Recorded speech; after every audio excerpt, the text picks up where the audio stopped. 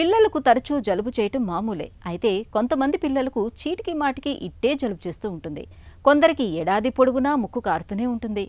జలుబుకు కొన్నిసార్లు దగ్గు కూడా తోడవుతూ ఉంటుంది. జలుబు బాధల మూలంగా పిల్లలు ఉక్కిరిబిక్కిరైపోతూ ఉంటారు. ముక్కులు కారటం, ముక్కు రంధ్రాలు బెగదీసుకుపోతూ ఉంటాయి. దీంతో పిల్లలు తేలికగా ఊపిరి పీల్చలేక ఇబ్బంది పడుతూ ఉంటారు. పిల్లల్ని ఎంతగానో వేధించే జలుబు బాధలకు కారణాలు, పరిష్కార మార్గాల గురించి డాక్టర్ని అడిగి ఇప్పుడు తెలుసుకుందాం.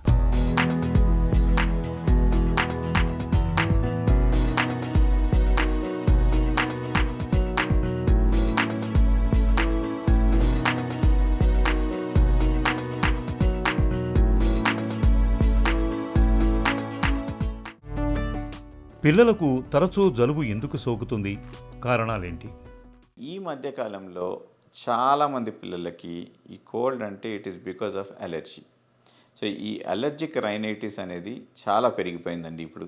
బికాజ్ ఆఫ్ పొల్యూషన్ వల్ల కానివ్వండి, మన ఇంట్లో వెంటిలేషన్ ఉండకపోవడము అండ్ డస్ట్ ఎక్కువగా ఉండడము, ఇలాంటి కండిషన్స్ వల్ల చాలామంది పిల్లలకి అలర్జిక్ రైనైటిస్ వస్తుంది.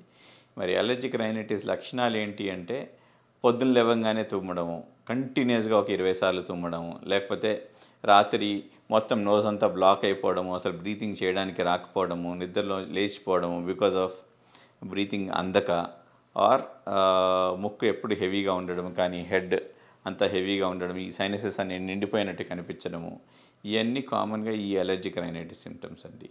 ఈ అలర్జిక్ రైనైటిస్ అనేది ఈ సీజన్లో అంటే వింటర్ సీజన్లో కనిపిస్తూ ఉంటుంది, కొన్నిసార్లు సమ్మర్ సీజన్లో కూడా కనిపిస్తూ ఉంటుంది, రైనీ సీజన్లో కూడా కనిపిస్తూ ఉంటుంది. సమ్మర్లో చాలా మటుకు తక్కువ అండి ఈ అలర్జిక్ రైనైటిస్. బికాస్ వెదర్ డ్రైగా ఉన్నప్పుడు, వెదర్ హాట్గా ఉన్నప్పుడు అంత ఎలర్జీ ఉండదు. బట్ అదర్వైజ్ వింటర్లో కానీ రైనీ సీజన్లో కానీ కామన్గా ఈ అలర్జిక్ రైనైటిస్ కనిపిస్తూ ఉంటుంది. పిల్లల్లో జలుబు బాధలు ఎలా ఉంటాయి? కాంప్లికేషన్లు ఏమైనా? కామన్గా కోల్డ్కి వచ్చి ఒకటి నేజల్ డిశ్చార్జ్ ఒకటి కామన్ థింగ్ అండి. నేజల్ డిశ్చార్జ్ మనం అడిగేది ఏంటంటే వైట్గా ఉందా లేదా గ్రీన్గా ఉందా. వైట్గా ఉండే ట్రాన్స్పరెంట్గా ఉండే nasal discharge indicates either viral ఇన్ఫెక్షనో లేకపోతే ఇంకేదైనా ఎలర్జీ వల్లనో వస్తూ ఉంటుందండి. గ్రీన్గా కానీ ఎల్లోగా కానీ ఉన్నది అంటే that means it is probably some infection. So ఈ సైనసైటిస్ అయినప్పుడు, ఈ కోల్డ్ సైనసెస్లోకి వెళ్ళి సైనసైటిస్ కాజ్ చేసినప్పుడు ఈ మ్యూకస్ అనేది గ్రీన్గా కానీ ఎల్లోగా కానీ మారుతూ ఉంటుంది. అలాంటప్పుడు మనం దాని ఇన్ఫెక్షన్కి ట్రీట్ చేసుకోవడము, యాంటీబయాటిక్స్ వాడడము, లేకపోతే ఇంకేదన్నా స్టీమింగ్ అట్లాంటివి చేసుకుంటే కొంచెం ఉపశమనం దొరకచ్చు అండి. పిల్లలకు జలుబు చేసినప్పుడు ఏం చేయాలి, ఏం చేయకూడదు? First of all, if it's just a viral infection అనుకోండి, మనం దానికి ఏమీ చేయాల్సిన అక్కర్లేదు. దాన్ని జస్ట్ ఒక 5-6 రోజులు వదిలేస్తే అదే బాడీనే దాన్ని ఫైట్ చేసుకొని తగ్గించుకుంటుందండి. కోల్డ్ మరీ సివియర్గా ఉంది, బ్రీతింగ్ చేసుకోవడానికి ఇబ్బంది అవుతోంది, ఆర్ మన దినచర్యకి అడ్డం వస్తుందంటే మాత్రం అప్పుడు you can use those cold medicines. Otherwise ఒక 4-5 రోజులు వదిలేస్తే జనరల్గా అదే సర్దుకుంటుంది. ఇంకా పిల్లల్లో వచ్చే మెడిసిన్స్, మేము వాడే మెడిసిన్స్ ఏంటంటే, ఒకటి యాంటీహిస్టమిన్స్ అంటాం, వేర్ ఇలాంటివి తగ్గించడానికి. రెండోది నేజల్ డ్రాప్స్ వాడతామండి. నేజల్ డ్రాప్స్లో సలైన్ డ్రాప్స్ అంటారు, వేర్ ముక్కులో ఉప్పు నీళ్ళలాగా, సో అది ముక్కుని కొంచెం లూబ్రికేట్ చేసి కొంచెం బెటర్గా గాలి ఆడేటట్టు హెల్ప్ చేస్తుందండి. ఇది కాకుండా కొన్ని డీకంజెస్టెంట్స్ ఉంటాయి, వేర్ ముక్కులో వేస్తే అట్లీస్ట్ ఒక 6 hours 8 hours ముక్కు కారకుండా హెల్ప్ చేస్తుందండి. సో ఇలాంటివి మనం యూజ్ చేసే మెడిసిన్స్. ఇది కాకుండా యాంటీబయాటిక్స్ అనేవి సాధారణంగా అవసరం లేదండి కోల్డ్లో. And 99% of the colds don't require an antibiotic.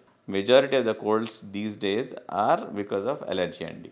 So allergy ఉన్నందుకు వస్తున్నాయి కాబట్టి అలర్జీకి అది కంప్లీట్లీ డిఫరెంట్ రూట్. దాంట్లో మనకి ఏది కాజ్ చేస్తుంది అలర్జీ కనుక్కోవడం, మనకు డస్ట్కి ఉందనుకోండి, డస్ట్ లేకుండా ఎలా ఉండాలి ఇంట్లో, ఏం చేయొచ్చు డస్ట్ తగ్గించడానికి, మన ఇల్లు మెయిన్ రోడ్ మీద ఉంటే దాన్ని మారొచ్చా, లేకపోతే రోజుకి 2 సార్లు 3 సార్లు వెట్ మాప్ చేసుకోవడము, అండ్ ఇది కాకుండా కర్టెన్స్, కార్పెట్స్ వీటన్నిటిని రెగ్యులర్గా వ్యాక్యూమింగ్ చేసుకోవడం, సోఫా సెట్స్ ఇలాంటివి ఉన్నప్పుడు వాటిని రెగ్యులర్గా వ్యాక్యూమింగ్ చేసి, ఇంకా ఇదే కాకుండా ఎయిర్ ప్యూరిఫైయర్స్, కొందరికి ఎయిర్ ప్యూరిఫైయర్స్ హెల్ప్ చేస్తాయండి.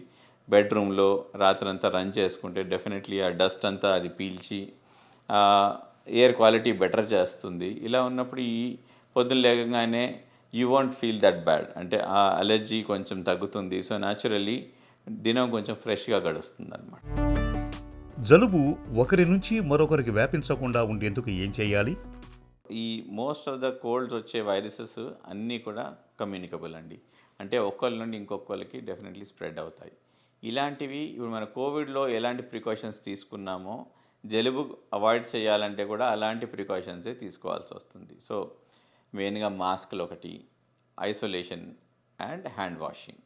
సో ఎవరికన్నా కోల్డ్ ఉన్నప్పుడు వాళ్ళు మాస్క్లు వేసుకుంటే ఆ ఏరోసాల్స్ అన్నీ కూడా పక్కన వాడికి స్ప్రెడ్ కాకుండా ఉంటాయి. అండ్ ఎన్విరాన్మెంట్లో కూడా మనం తుమ్మామనుకోండి, కంప్లీట్లీ ఈ ఏరియా అంతా ఒక 2-3 ఫీట్ వరకు ఈ ఏరోసాల్స్ అనేవి పోతాయి. సో ఇలాంటి స్ప్రెడ్ కాకుండా ఉండాలి అంటే మాస్క్లు వేసుకొని మనం జాగ్రత్తలు తీసుకోవాలి. అండ్ తుమ్మినప్పుడు డెఫినెట్లీ మన షోల్డర్లోకి తుమ్మడము, ఇలాంటి మినిమం జాగ్రత్తలు తీసుకుంటే ఇవి స్ప్రెడ్ కాకుండా ఉంటాయండి. అది కాకుండా సపోజ్ నేను తుమ్మాను, చేయి అడ్డం పెట్టుకున్నాను, వెంబడే నేను చేయి వాష్ చేసుకోవడమో లేకపోతే శానిటైజర్ యూస్ చేసుకోవడమో ఇలాంటివి చేస్తే definitely it will be of benefit for others. జలుబుకు చికిత్స అవసరమా? వైద్యం ఎలా ఉంటుంది? జలుబుకి ఏం వైద్యం లేదండి. జలుబు మనం ఇచ్చే మెడిసిన్స్ అన్నీ కూడా they are all symptom relievers. So only సిమ్టమ్స్ని టెంపరీగా రిలీవ్ చేస్తాయి ఆ వాడినన్ని రోజులు. సో అలా ఉన్నప్పుడు ఏంటంటే మరీ ఎక్కువగా ఉంటే యూస్ చేయండి ఈ డీకంజెస్టెంట్స్ లాంటివి. అది లేకపోతే ఏ మెడిసిన్ వాడాల్సిన అవసరం లేదండి. అండ్ డెఫినెట్లీ యాంటీబయాటిక్స్ అయితే వాడాల్సిన అవసరం లేదు. ఫ్లూ టీకాలతో ప్రయోజనం ఉంటుందా? ఈ ఫ్లూ సిమ్టమ్స్ ఏంటంటే జలుబుతో దగ్గుతో ప్రజెంట్ చేస్తాయి, బట్ దాంతోపాటు ఫీవర్ అవన్నీ కూడా ఉంటాయి. సో ఇలాంటి ఫ్లూ వైరసెస్కి మాత్రం ఇన్ఫ్లుయెన్జా వ్యాక్సిన్ ఉంటుంది.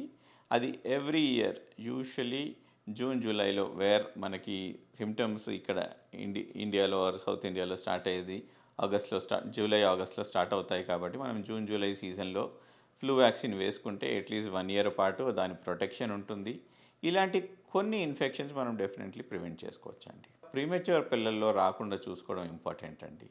ఇది ఎందుకు అంటే వీళ్ళకి జలుబు వచ్చేసి వీళ్ళకి లంగ్స్ ఇమ్మెచ్యూర్గా ఉంటాయి కాబట్టి ఆ జలుబుతో పాటు అది లంగ్స్లోకి సోకి బ్రాంక్యోలైటిస్ అని వీళ్ళకి న్యూమోనియాస్ ఇవన్నీ చాలా ఫాస్ట్గా స్ప్రెడ్ అవుతాయండి.